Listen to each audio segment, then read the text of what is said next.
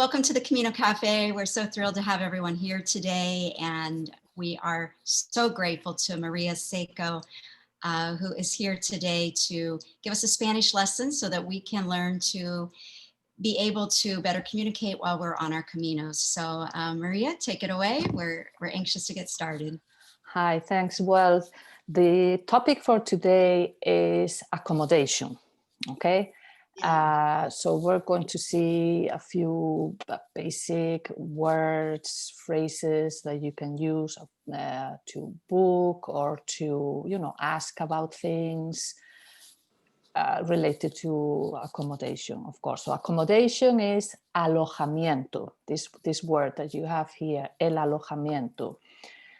And I'm sure you all at least already know one word about this topic, which is the most typical, popular type of accommodation on the Camino.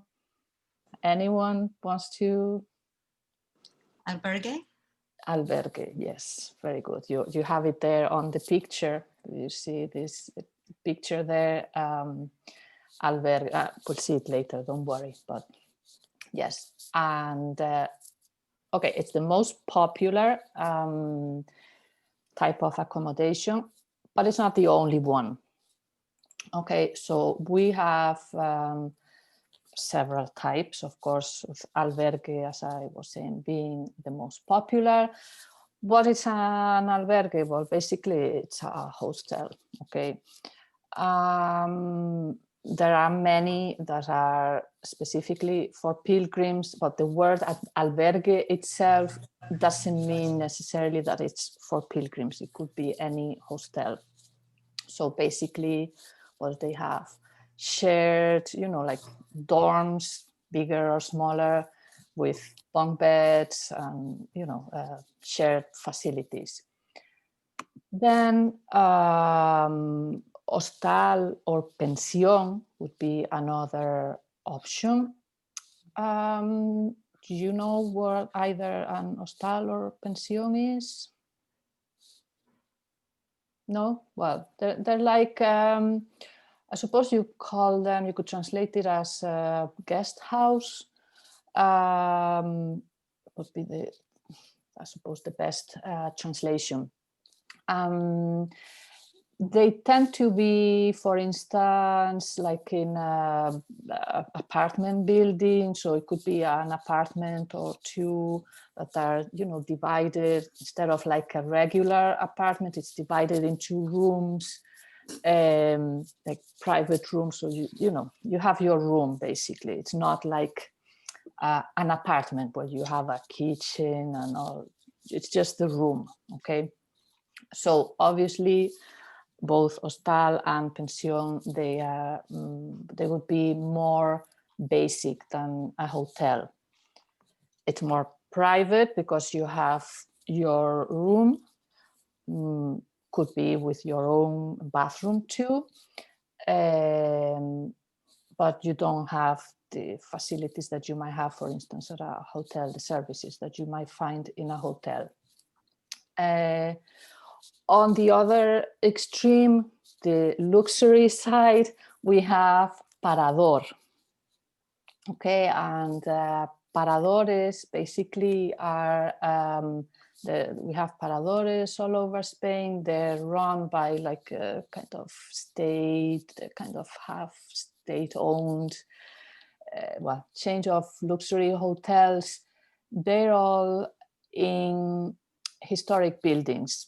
Could be old castles, monasteries, convents, places like that at some point were abandoned and the government kind of took over. They were refurbished, they were turned into these luxury hotels, and that's what they are now. In Santiago, if you've been to Santiago, the ones who have already done the Camino, if you're in the middle of the square facing the cathedral, the building on your left, the Hostal de los Reyes Católicos, that's a parador. Okay. and it's a hotel now, but that building was, before it was a hospital for pilgrims arriving in Santiago. And now it's yeah, like a hotel. So that would be the other extreme. Then, well, of course, hotel, the word is the same, just mind the slightly different pronunciation. The H in Spanish is silent always, so it's hotel. I don't need to explain hotels, do I? You're familiar with hotels. And then we also have casa rural.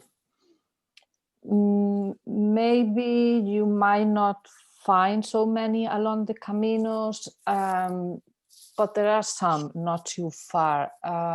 Casa rural, basically they are old, generally farmhouses, you know, so they're in the countryside, and they have been, again, renovated to be used as accommodation.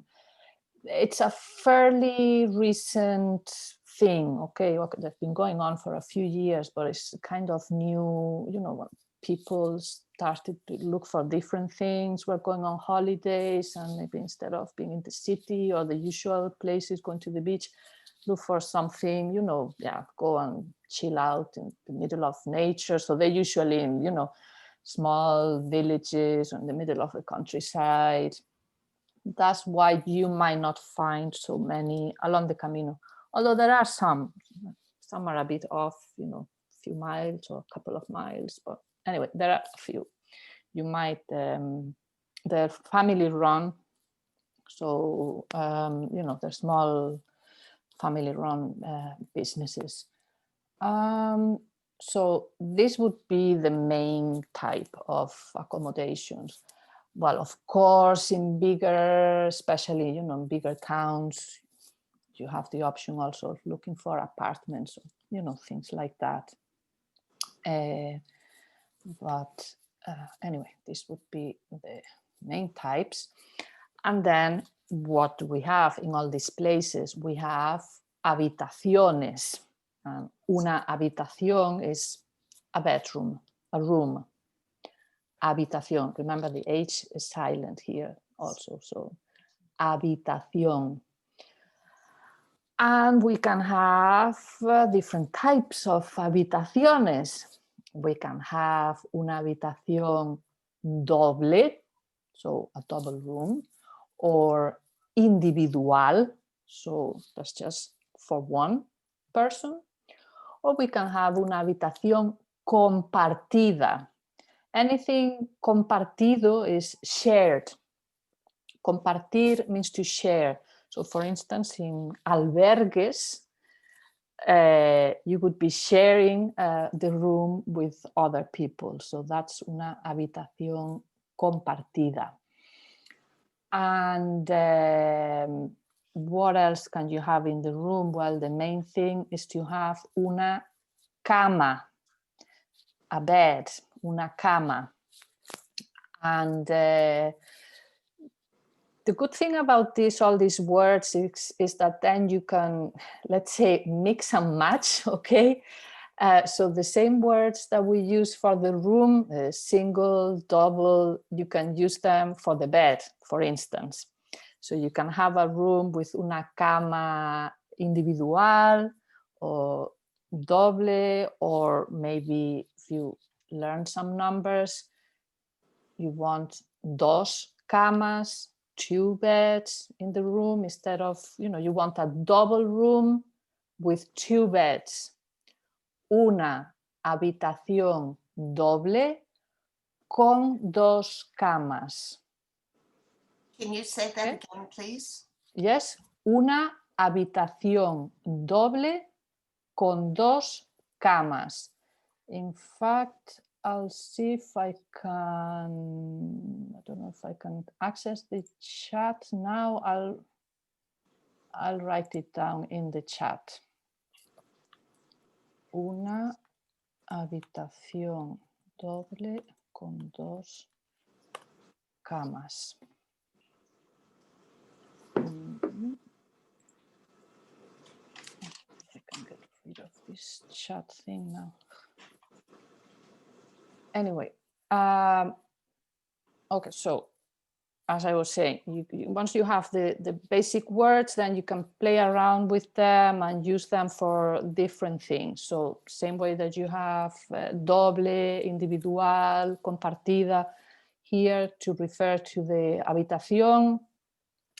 You can use the doble or individual for the bed. Or if you want, yes, 2 beds, double room, but with 2 beds, 2 camas instead of una cama. Then we have litera, la litera, that's the bunk beds. So maybe some people prefer la litera de arriba, the top one, and some others prefer la litera de abajo, the lower one. Sorry, I just went to the next one, trying to get rid of the chat because I don't know why I can't close the chat thing. I'm not sure why. Hold on. What is the lower one again? The lower bunk De bed? abajo. I'm trying to go back, but for some reason these controls here, they're not working great for me. I'm trying to, okay, see now, I had to get out of it. Let me, hold on. I'll share it again now and go back to the slide we were in. It wasn't, I was trying to get it. I don't know if you could see it, but I have the chat box right in the middle of my screen, so I couldn't see the slide. I wasn't able to close that. Yeah, we couldn't see the chat like that on ours unless we bring it up, so you're okay. Okay, yeah, but it wasn't just right in the middle of my screen. And welcome, So, Helen. I saw you signed on. Yes. So, de arriba and de abajo. Litera de arriba, the top one, and de abajo, the lower one, the bottom one.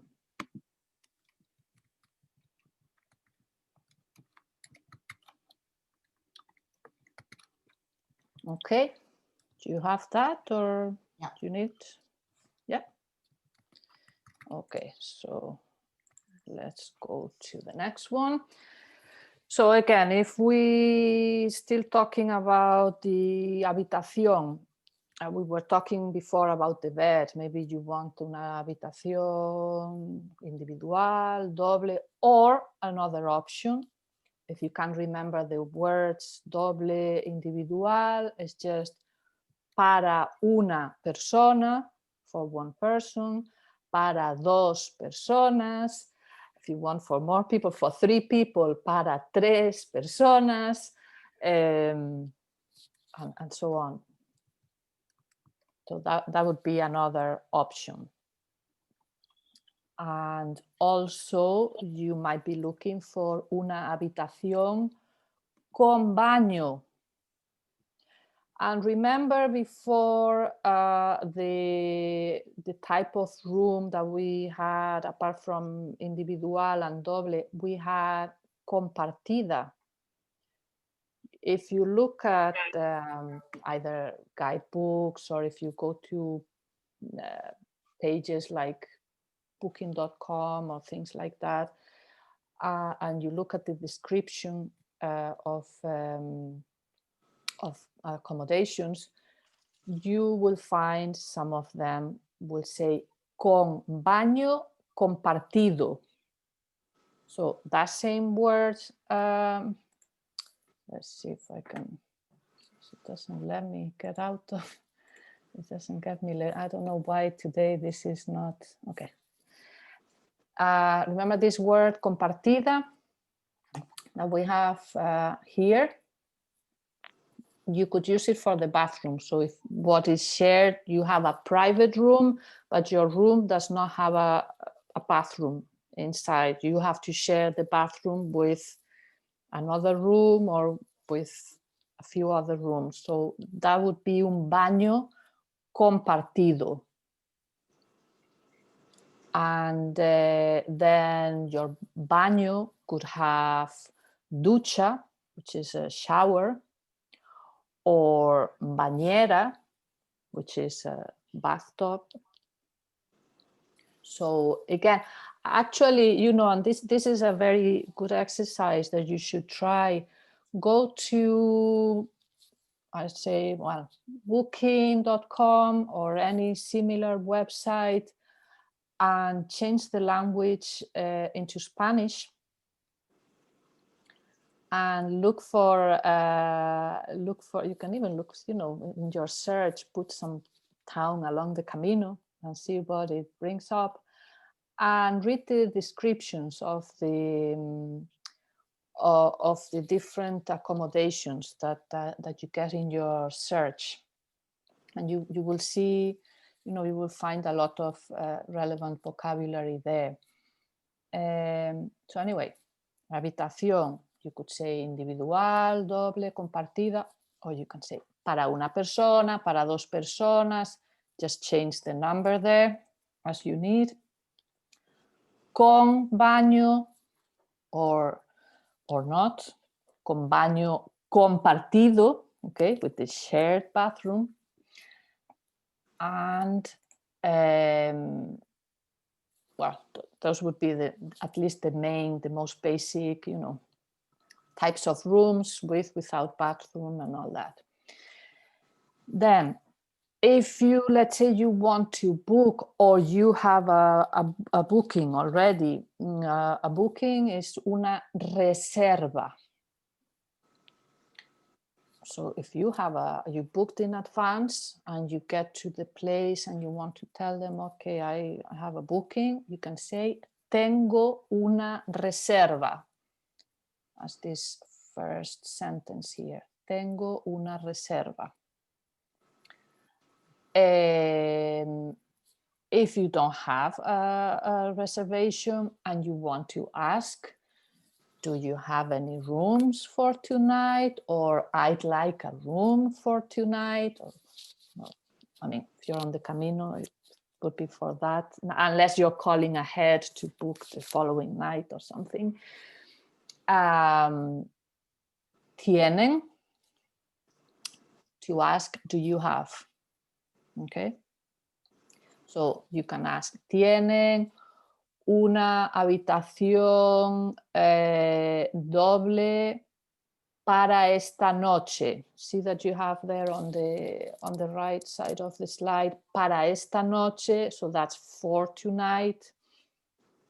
Or you could say para mañana, for tomorrow. Let me get the chat.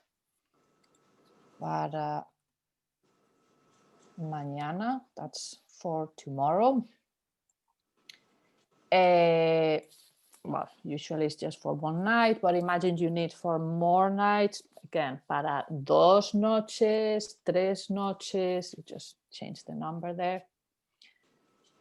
So I'll write the full question here in the chat. You could say, ¿tienen una habitación, and whatever type of room you want? Let's say you want just for you, individual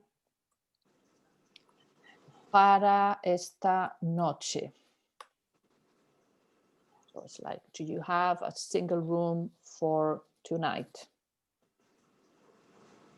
So in this case, you're asking, do you have?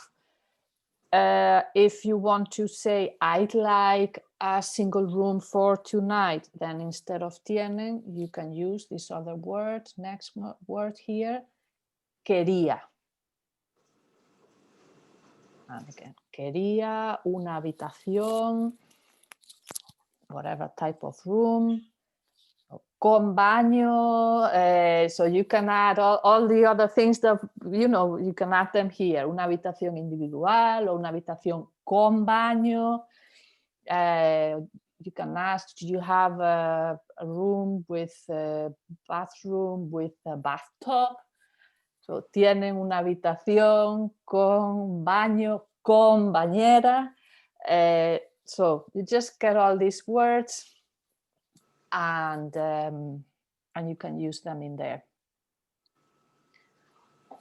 And sometimes it happens that you get to a place and you ask and they tell you, or they already have a sign outside that says, está completo. It's full. So no hay habitaciones, no rooms in there. These words, tienen, quería, you can use them for accommodation, but you could also use them for, let's say, if you go to a shop, pharmacy, if you go to a restaurant to eat, cafe, you know, to order or ask if they have, you need something and you, okay, do you have this? Do you sell this? Or I'd like this. You can use these too. Instead of next saying una habitación, you just say whatever. Quería un café con leche. That's it. You just replace habitación with café con leche, but the quería is still valid there. So, you know, some of the words, of course, they're more specific to the accommodation, but like these verbs, you can use them in many situations. Say shopping, eating, all of that. And then we have this other word, which is quite handy too, this I. Okay, this is how you pronounce it, I. Remember the H is silent. So this is I. And this means there is or there are. Okay, so you get to a place, you want to say, okay, is there something specific in this place? Is there a washing machine? Is there a kitchen in this place? Is there anything that you can think of? So I just added a few basic words here, but if you have others that you'd like to know, you can ask. So I've added lavadora, which is a washing machine. Lavadero is similar, but not quite the same. So lavadero is a place to wash your clothes, but to hand wash them. Okay, so lavadora is the machine, the washing machine, and lavadero, just some, you know, hand washing facility. Secadora, it would be dryer, tumble dryer for the clothes. Actually, the hair dryer is very similar, just the same word, except for the final A. So el secador. Secador is for the hair and secadora is for the clothes. Cocina. Cocina is a kitchen. So again, you can ask, okay, is there a kitchen here? ¿Hay cocina? Sí, no. Yes, there is. No, there isn't. Nevera is a fridge. Nevera. Taquilla.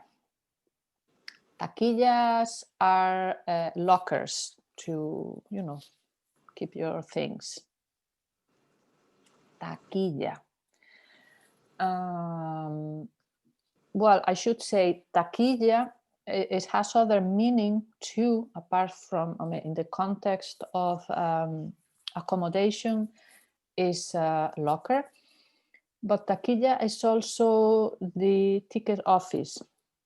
So for example, if you're going to, I don't know, visit like, or if you're going to take a train, or if you go to the station where there's actually a place where they sell the tickets, that would be taquilla. But anyway, in this context of accommodation, it's a locker.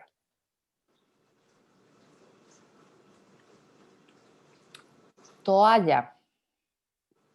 Toalla is a towel. Manta is a blanket. And sábana are the bed sheets.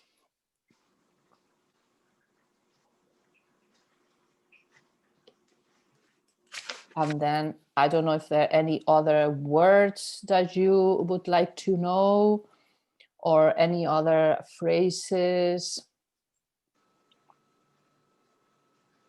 that you can think of. I mean, I thought maybe, I don't know, enchufe, I'll write it in the, enchufe, that's a socket. Things that are usually high demand. What about clothespins for? Oh yes, clothes, that's a good one. Yeah, I didn't think of that one. Yeah. Pinzas. Well, I mean, if you're already in the context, okay, I'm washing my clothes and I need, you can just say pinzas, but I'm writing here, okay, pinzas de la ropa, like specifically ropa means clothes, because you can use pinzas for like hair pins also. But I mean, if you're there with your clothes and you're looking for pinzas, it's clear that you're looking for the clothes type. So pinzas. Thank you. Yeah. Anything else? Toilet paper.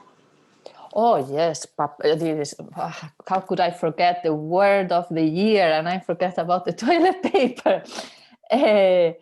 Papel higiénico. Papel higiénico.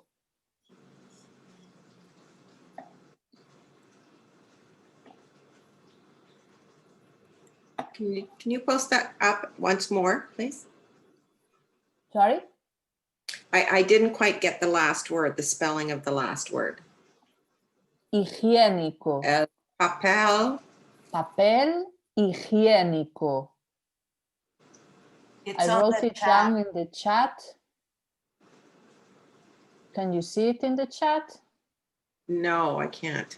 Kathy, can you open the chat box if you go? I think you probably need to open it. Look at the bottom. There should be a little icon there for the chat.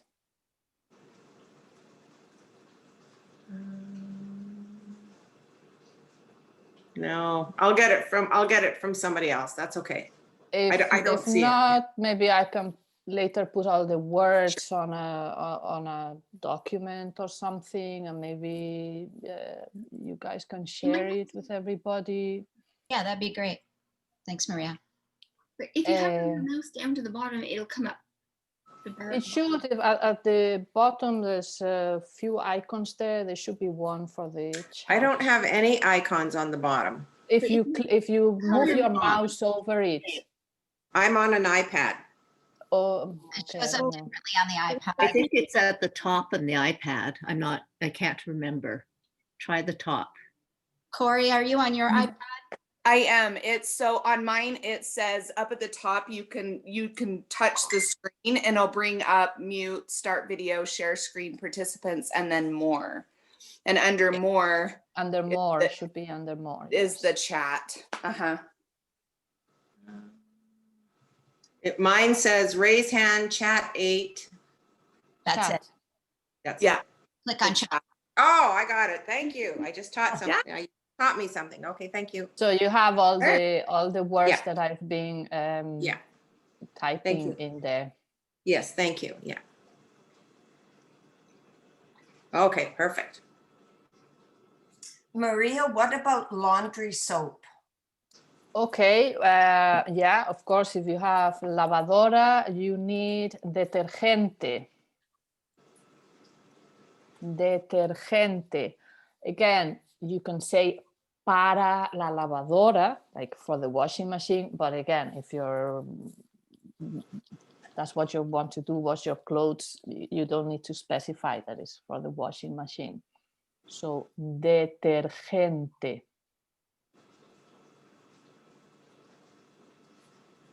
What about just soap for the hand wash? I mean, detergente is not specific for washing machine. So it could be for the washing machine. It could be for hand wash. So if you want to specify, I mean, you could say detergente. Okay.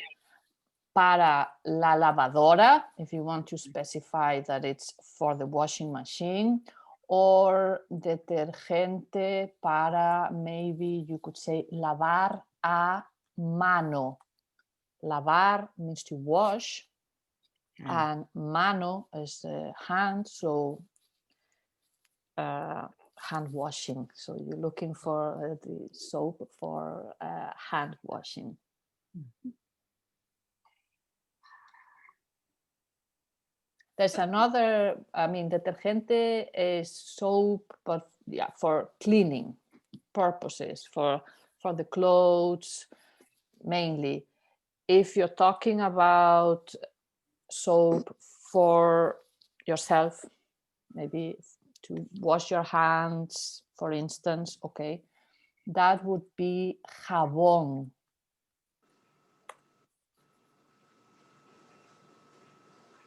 Let's say you go to a cafe and there's no soap left in the toilets, okay?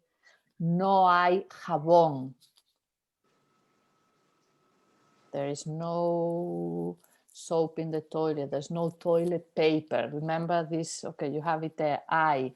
To make it negative, all you have to do is just put no in front of it. So no hay papel higiénico. So there is no toilet paper.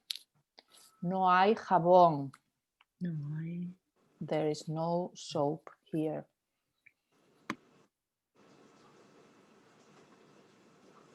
Because see how you can combine all these words to create your own sentences. So you can add words in there. As I said, it would be a good exercise. Let me see. I think I had before. I opened a page from Booking. Can you see it? Can you see on my screen a page from Booking? No. No. No. Okay. Let me stop sharing this and start sharing again. Now? Yeah. Okay, great. So I was doing this just to have it here. I just, in the search box, I just put Sarria, just any random place. Sarria is a popular one. So it's 37 alojamientos. So we have 37 different accommodations here. So if you just, I mean, of course, you can go into each one and it will give you more details. So you'll get more vocabulary there. But even just with the basic description, you can see there, here, habitación doble. So, you know, this is a double room. Well, con vistas al jardín, it's with a view to the garden, okay? It's a double room, but it says dos camas individuales. So it's a double room with 2 single beds. If you go like the next one, habitación doble con baño privado. So this one is already telling us, okay, it has a private, it has its own bathroom in the room, and it has una cama doble.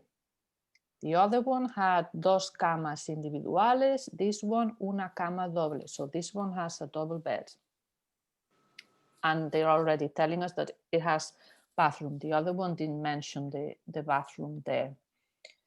If you go to the next one, we have habitación doble con baño compartido.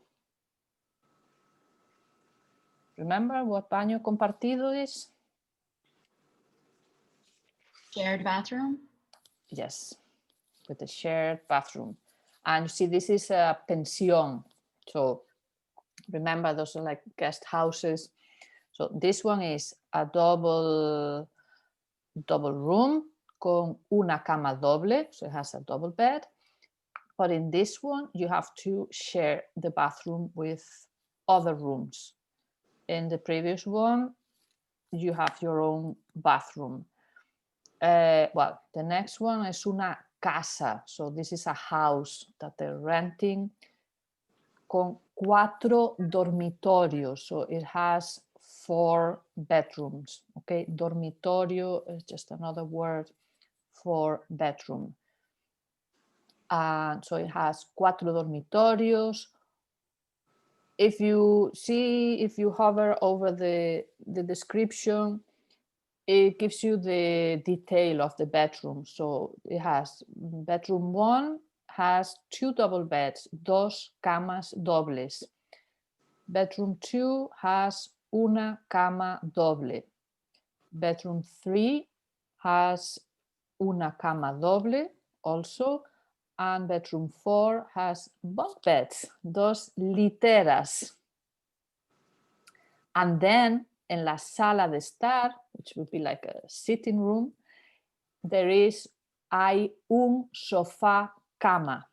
So there's a sofa bed. And it says it has dos baños.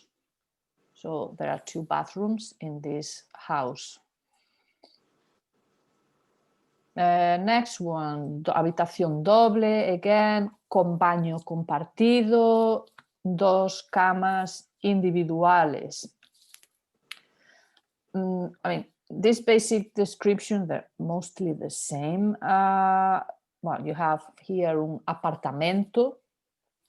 It's another option, an apartment with 3 bedrooms, 3 dormitorios. And again, it gives you the breakdown, dos camas individuales, dos camas, so all the bedrooms have 2 single beds. Dos baños. Well, it actually says here at the end, 6 camas individuales. So there's room for 6. There are 6 single beds in this apartment. If you go into one of them, let's go into the first one, and you look at the details, you find more vocabulary that might be, if you look at the description, like, okay, bedrooms, they have TV. Okay, this one says baño privado, which wasn't mentioned in the general description, but it actually has a private bathroom, con secador de pelo. Remember secador? We had secadora on the slide, and I said if you drop the A, that's a hair dryer. So the bathroom has there's a hair dryer there. Y artículos de aseo. Artículos de aseo, toiletries. So you would have some shower gel, shampoo, this kind of thing.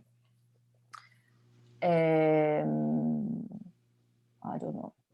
Those would be, if you look in there, artículos de aseo. So you get the toiletries, bañera o ducha.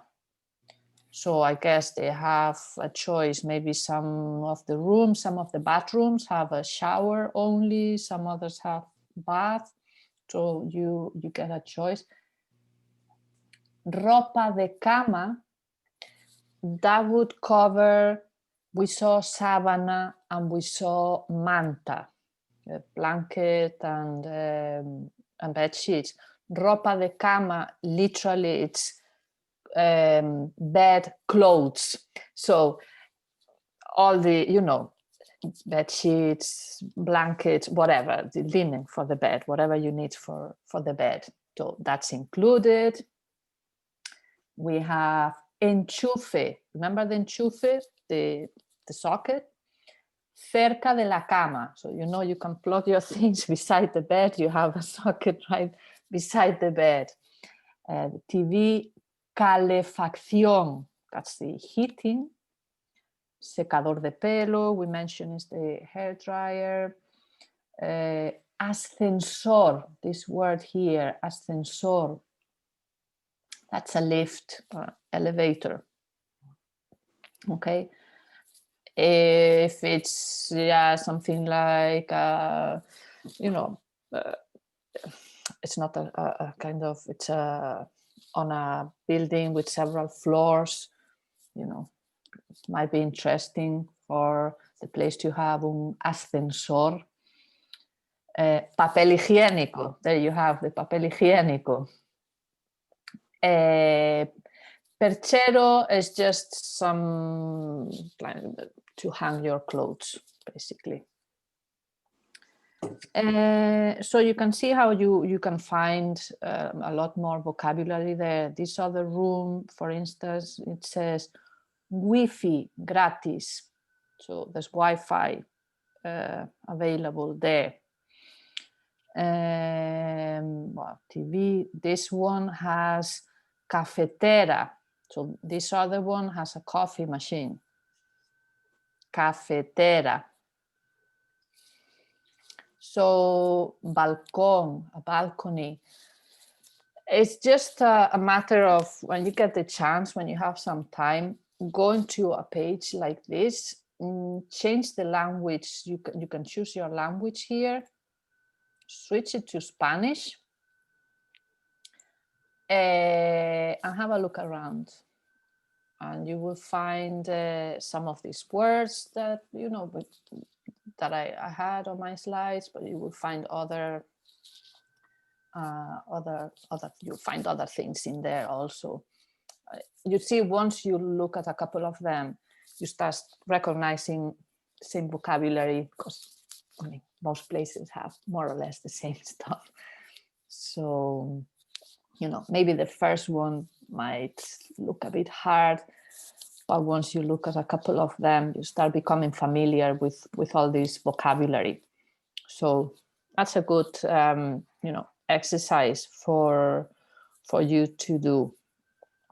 And you see the price, incluye impuestos y cargos. So it's like, okay, this is the price with any tax and extra charges, you know. Tax is all included there. So it's not like you get to the end and you're still going to add tax. No, it's incluye. So that's included in this price. Cancelación gratis, so it's free cancellation. Well, it says antes, for instance, this one. I don't know what dates I put in there. Okay, I put Tuesday the 26th. So I could cancel for free if I do it before, antes de las 11:59 del 22 de enero. So if I cancel up to 11:59 on January 22nd, I can cancel for free.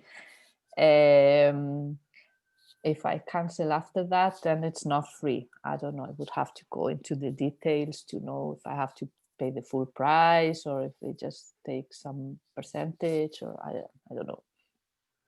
Pagas por adelantado. Por adelantado is that you pay in advance. So this is not the place that you pay when you get there. This one, they charge you already. Okay, so then in that case, I suppose that if you cancel after the 22nd, you probably get charged the full amount for the room.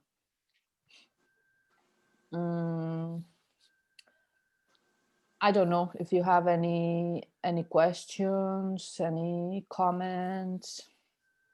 How would you ask Maria if dinner is included or if breakfast is included? Okay, so you saw there, well, incluye, blah, blah, blah. Well, you could say, let me find the chat again. I lost it. Okay. You can say if something está incluido. So I'll leave a space here, and in the space you can say el desayuno, that's breakfast. So you can say el desayuno está incluido, is breakfast included, or la cena, that's dinner, is dinner included, la cena está incluida.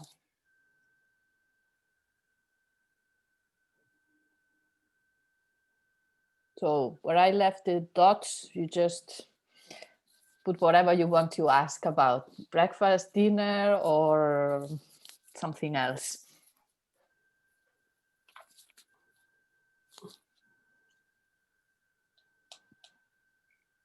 Anything else? Any other questions? I see Carla's question about hand sanitizer. Oh, I didn't see that. Yes, thank you. Yeah, hand sanitizer. You can call it gel hidroalcohólico.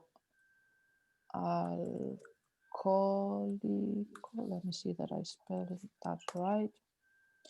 Gel hidroalcohólico. Yeah, gel hidroalcohólico. Probably already like gel de manos. It's become now, so every shop, every place these days has, first thing you see when you come in is the hand gel there and sign reminding you to use it. So yeah, just gel de manos for the hands, but I suppose the more specific term would be gel hidroalcohólico.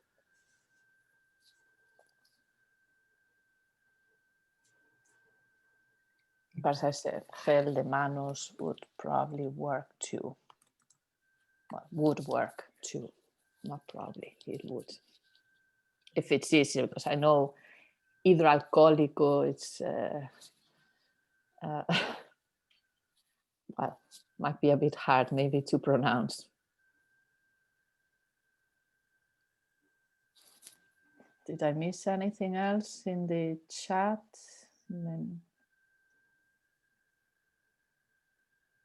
If I were to ask someone to repeat what they said, but slower, how would I say that? Yeah, if you want someone to speak slower, you can just simply say más despacio, por favor. I mean, you can make the whole sentence, puedes hablar más despacio. Like that's literally, can you speak slower?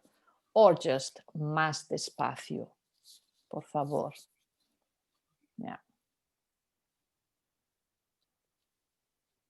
That's a very handy one to have for any situation. Could you repeat that again? Más despacio. Or if you want to say the full sentence, más despacio is fine. Puedes hablar más despacio. Thank you.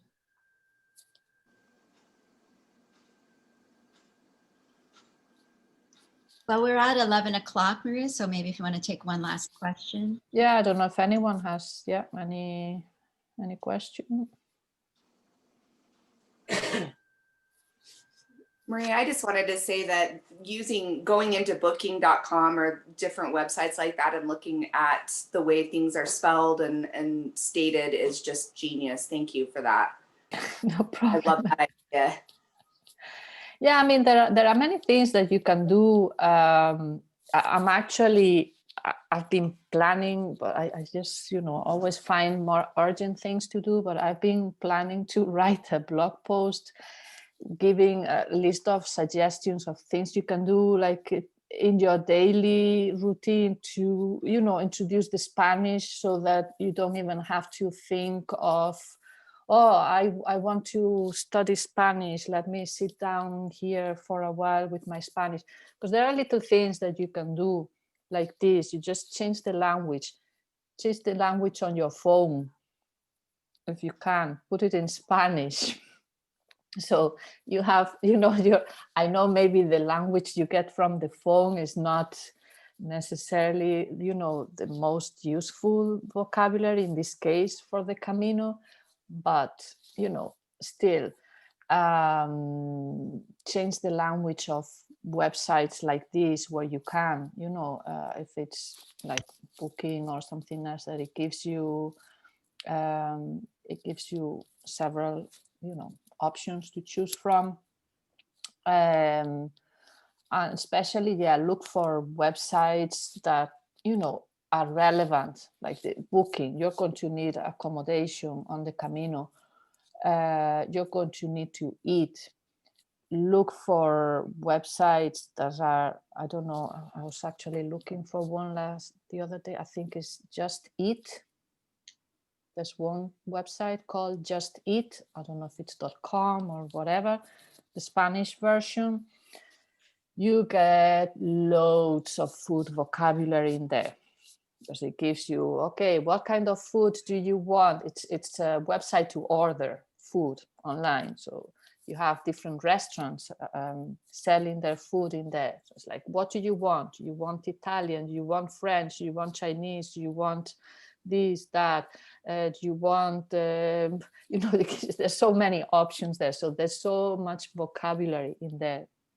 So things like that, and in the case of here, you see that once you look at a couple of accommodations, you go and look at the details and you start seeing the same vocabulary. So it starts becoming familiar.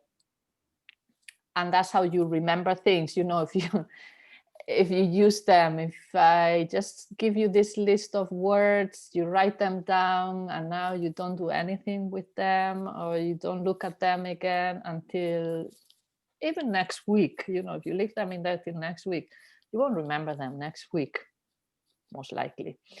But if you use them, if you go back to the website and look at a few accommodations and, so I look at this place, oh, this looks interesting. Also, how could I ask if I were to contact the owners? How could I ask? I don't see this information here, and try to put the sentence together. Or how would you ask them if this is included, or if they have a washing machine in the place that you can use, or if, I don't know, any other service or thing that you can think of. All these things, help. The main thing is to, even if it's just 10 minutes, that's enough. You don't need more, but regularly. Do it every day. If you can manage to find, should be able to find 10 minutes in a day to do a little bit of Spanish. Do it every day. It goes a long way. It doesn't look like that because it's just 10 minutes, it's not. But if you're consistent and if you do it as regularly as possible, that's when you see more progress like that than if you spend 1 hour, like today. We've been here for an hour, and then you don't look at your notes, you don't see any more Spanish at all for another week or two. You'll forget everything that we learned today, and you kind of have to start all over again. But if you try to go back every day, 5-10 minutes is enough. You don't need more. So things like this, listen to music, in Spanish. I don't know, go look for the news, for some Spanish newspaper in Spanish, or some, something like that. Video. There's a website that I always like to recommend. I just sent it there. Okay, sorry, hold on. We have the request for una cama para 2 noches. No, 2 days from now. Okay, para dentro de, to avoid misunderstanding, you could just say the date. Okay, if 2 days from now, if today is the 19th, I want it for the 21st. So you can say para el 21. So there's no mistaking. Otherwise, you could say una cama para dentro de 2 días. Okay. But again, since that might lead to misunderstandings, I would go for just say the date. Okay, either the day, if today is, let's say, today is Tuesday. If you want it for Thursday, so you can say una cama para el jueves. Para el jueves, that's Thursday. Or una cama para, well, in this case, Thursday would be the 21st, para el día 21. Again, with that para, that we, para una noche, para 2 personas, you can use that for a number of things. And anyway, I was telling you about this website, rtve.es. That's the Spanish national broadcaster. So on that page, you will find TV, radio, and news. So you can read news. You can watch a lot of, not all of their content is available everywhere, but a lot of their content you can access from anywhere in the world, is freely available. Okay. So you just go there, check on the TV section. I don't know, I haven't checked recently, but before they had one section on the TV that was the news. They just got the first few minutes of the news program, like the headlines. So they call it something like the news in 4 minutes. So basically it's 4 minutes, it's not 3-4 minutes. So it's something you can do very quickly. And because it's the headlines, when they give the headlines, they usually write down at the bottom of the screen what they're talking about, and maybe you have a bit of some image about it. So that gives you a bit of context of what they're talking about. And anyway, these days the news are all about a pandemic, vaccines, this and that. So, you probably can figure out what they're talking about. And that, literally, you just need 5 minutes to listen to that. And that, if they still have it there, if they're still doing it, you just go there, look for the news in 4 minutes. And that's something that you can quickly do. And there you have your 5 minutes a day. But you start getting familiar with the sounds, the intonation, the rhythm of the language. You start recognizing words. If you hear them today, tomorrow they're talking about the same thing. So, now I recognize this word that I heard yesterday. you know, that's how you build up on it. Little steps, small bit, but just be consistent. Thanks so much. Thank you, Maria. That was fantastic. And a couple of things before we close. If you would like, place your email address in the chat box, and then Maria can add you to her mailing list, and we can add you to the Camino Cafe mailing list so that we can notify you of upcoming events. And our next Spanish lesson is scheduled for February 16th. They are always on the third Tuesday of each month at 11 a.m. Mountain Time. Also, we recorded today's call, so if you want to go back over and practice with Maria again, I will be publishing that today on our website later this afternoon.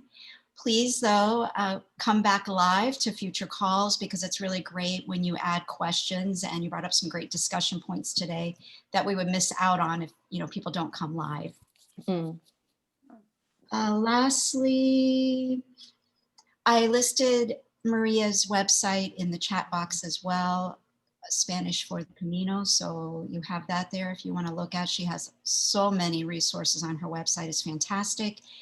And Maria does offer private lessons as well, and I'm one of her students. Not a great student, but I'm working on becoming more Well, consistent. you're just starting, so you can't say you're not great. Well, You have to give yourself some time.